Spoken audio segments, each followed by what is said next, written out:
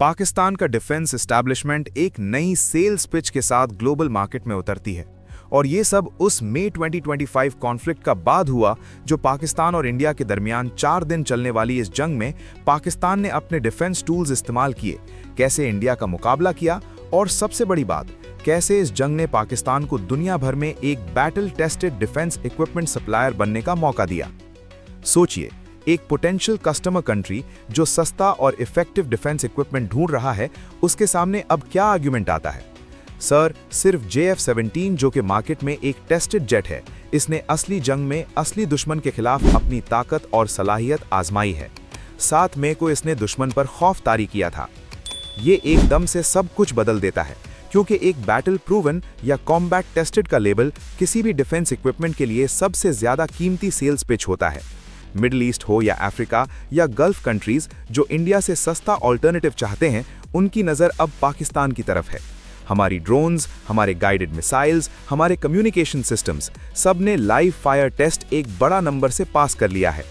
और अब पाकिस्तान हर एग्जीबिशन में और स्टॉल्स में टेस्टेड वेपन्स के साथ आएगा, जिससे इंटरनेशनल डेलीगेशंस उस इक्विपमेंट को नई नज़र से देखेगा। मई 2025 एक ऐसी तारीख जो सिर्फ LOC पर गोलियों की आवाज नहीं, बल्कि आसमान में मॉडर्न जेट इंजन्स की गूंज बन गई। वो 4 दिन जिन्होंने न सिर्फ लाइन ऑफ कंट्रोल की हिफाजत, बल्कि साउथ एशिया की पूरी एयर सुपीरियॉरिटी की कहानी बदल दी।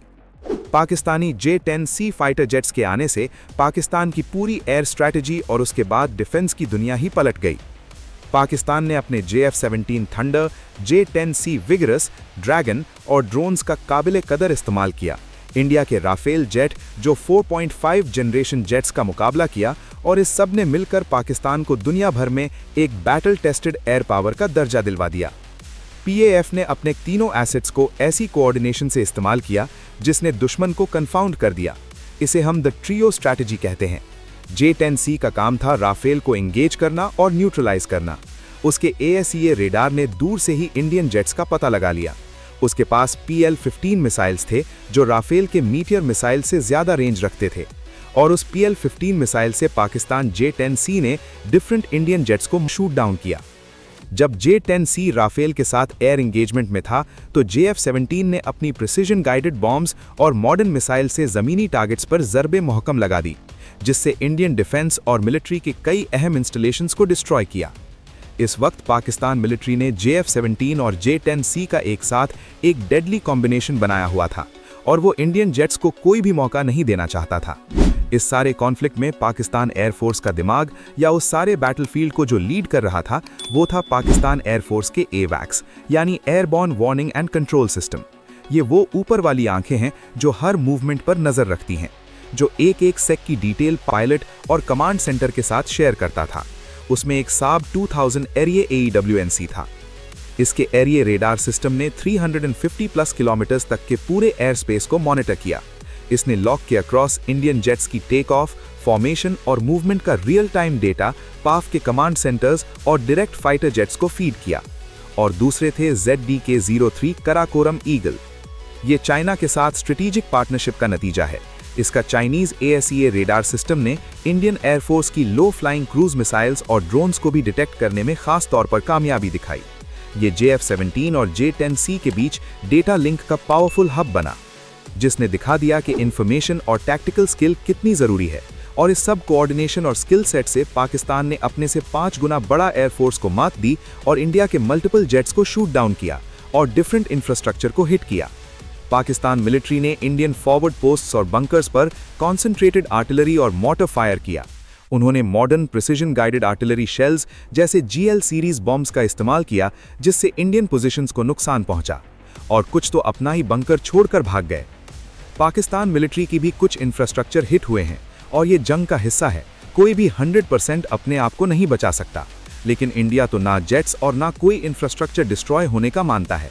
हाँ, दुनिया जरूर मानती है कि क्या क्या नुकसान हुआ है इंडिया का। पाकिस्तान के वेपन्स इंडियन काउंटरपार्ट्स के मुकाबले में कम कीमत पर बेहतरीन परफॉर्मेंस दिखाने के काबिल रहीं, और ये वैल्यू फॉर मनी का तसव्वुर गल्फ और अफ्रीकन कंट्रीज के लिए खास तौर पर दिलचस्प रहा। अब पाकिस्तान के लिए जरूरी है कि हमारे टर्की और चाइना के साथ डिफेंस पार्टनरशिप्स और मजबूत हुए। जॉइंट प्रोडक्शन प्रोजेक्ट्स को नई जिंदगी मिली, क्योंकि अब दोनों मुल्क कहते हैं हमारी कंबाइंड टेक्नोलॉजी ने जंग में कामयाबी हासिल की है। इससे प्लेटफॉर्म की मार्केटिंग को फायदा हुआ और सूडान, नाइजीरिया, अजरबैजान जैसे एग्जिस्टिंग कस्टमर्स और पोटेंशियल बायर्स का कॉन्फिडेंस बढ़ा। पाकिस्तान की डिफेंस इंडस्ट्री को एक अजीम मार्केटिंग बूस्ट दिया। असली जंग में असलह की कामयाबी ने इंटरनेशनल कस्टमर्स का कॉन्फिडेंस बढ़ाया, जिससे गल्फ स्टेट्स, अफ्रीका और सेंट्रल एशिया के कंट्रीज की दिलचस्पी में इजाफा हुआ।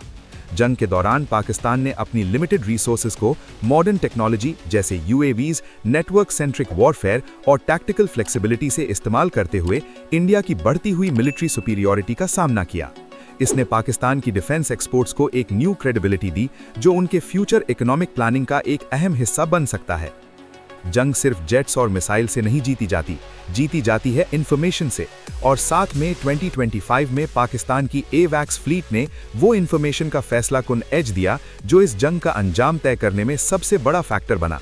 ये टेक्नोलॉजी अब पाकिस्तान की डिफेंस एक्सपोर्ट्स की नैरेटिव का भी अहम हिस्सा बनता है, जो बताती है कि Pakistan complete air defence ecosystems को ऑपरेट करने की कैपेबिलिटी रखता है।